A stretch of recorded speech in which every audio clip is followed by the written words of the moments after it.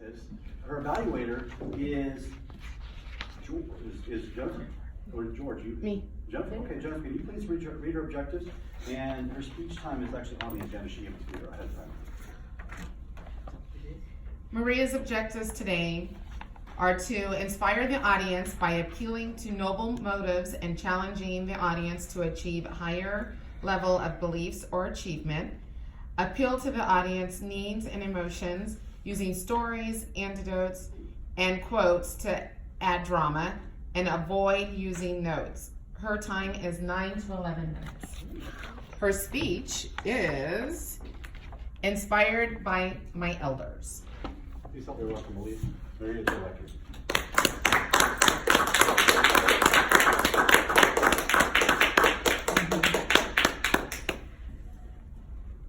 In 1969, the average life expectancy in the United States combined for men and women was 69 years. In 2015, it had increased to 78 years. It is anticipated by the year 2050, it will be 89 years. Mr. Toastmaster, fellow Toastmasters, and our very special guests, it looks like we are going to be around for a while. 1985, a group of 7 men and women in St. Louis, Missouri, started an organization that is known today as the National Senior Games. It is dedicated to improving fitness and health for seniors through sports. Last month, I had the opportunity to participate in the National Senior Games in Albuquerque, New Mexico. I was inspired by what I saw, and I hope that as I share my stories, you too will be inspired. The games are patterned after the Olympics. They go for 2 weeks, and in Albuquerque, there were over 13,000 athletes competing in 20 different sports. When I got there on Tuesday, June 18th, right out of the gate, right out of the airplane, I was impressed. There were signs everywhere welcoming us. I was excited and happy to be there. On Wednesday night, they had the parade of athletes. Similar to the Olympics, all the athletes paraded in, with the difference that in the Olympics, they do it by country. Nationals is done by states. This was at the Albuquerque or New Albuquerque University arena, the sports arena. It was electric. Now, in order to parade in, we had to come down 49 steps, then we would march through the center of the stage and then go back 49 steps. This is Nevada. We were actually given jackets by the Nevada Senior Games organization. We paraded it in uniform, like real athletes. As I was finishing up going through and turning to go back up, this lady, obviously a participant, says, "I am 90 and I have all these medals."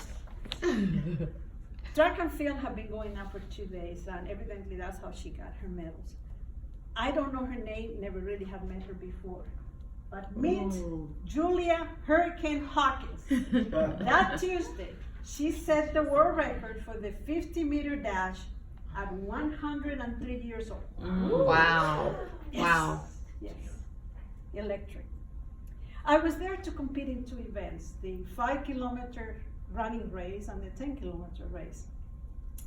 The 5K was on Friday morning, and I was excited because it was going to be around the perimeter of where the Albuquerque Balloon Festival is held. I've never been there, so I had a chance to see the grounds. So this is the beginning of the race. I'm right there. Now, don't misunderstand this. I'm not in front. There's tons of people in front of me. So we went around. You can see the field. We went around and around, and then through some streets. And then, as I'm finishing, close to the finish, notice there's hardly anybody around me. That's because they were all done.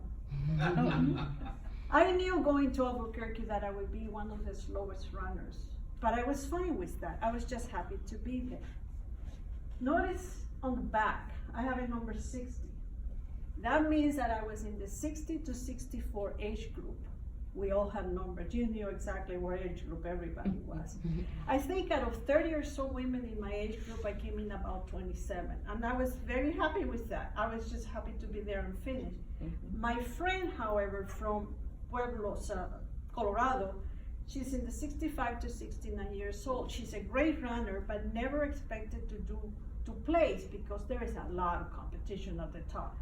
She got the gold medal. Wow. And because she wasn't expecting it, she was shocked, and I was just thrilled for her that she was able to do that. Moving on to the 10K on Sunday. Running 3.1 miles, hard enough. Now I have to do 6.2. Okay, I can do this. We were running on a different venue, on a beautiful pass, sort of parallel in the Rio Grande. Notice the lady in front of me, kind of bent going over. Well, most of the race she was in front of me. After we finally got to the turnaround and we came back, I was able to pass her, but that only lasted a few minutes. She passed me. This is me finishing. Another lady, the number, she had already finished way before me. You know the number on her back? 80. Wow. She beat me at the 5K too.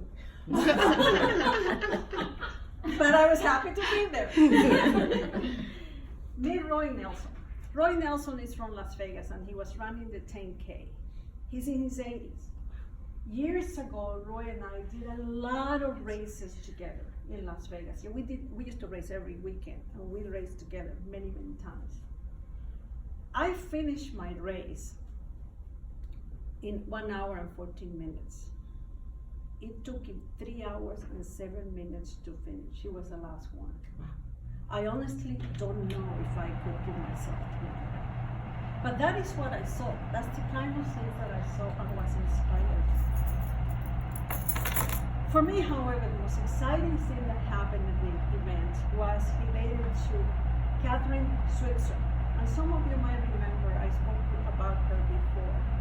Catherine Switzer was the first woman to officially run the Boston Marathon. She was not even 20 years old. She loved running, and she knew she could run the distance. She had been training, but women just didn't run it. I mean, it was just not done because people didn't think women could do it. But she registered. The registration form didn't say male or female. She just registered. She signed as registered as Kate Switzer. She was planning to run in shorts and t-shirts, but it was a freezing day in Boston, so she stayed with her sweatpants and sweatshirt. The race director didn't recognize it was a woman in the race until a few miles into it, as the people drive by with the race directors, and he saw iconic. The race director, the guy in black, literally jumps in, grabs her, starts screaming at her, "Get out of my race, give me the number." This is, if this picture had not been taken, women's running would not have changed. In the next picture, the boyfriend, big guy, wrestler I think he was, literally punches the race director, who goes on flying, literally. She continues and she finishes the race.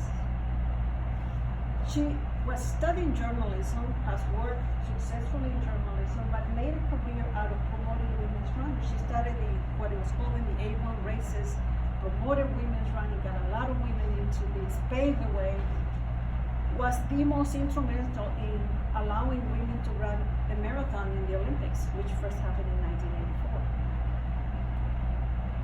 She was not even 20. She continued running.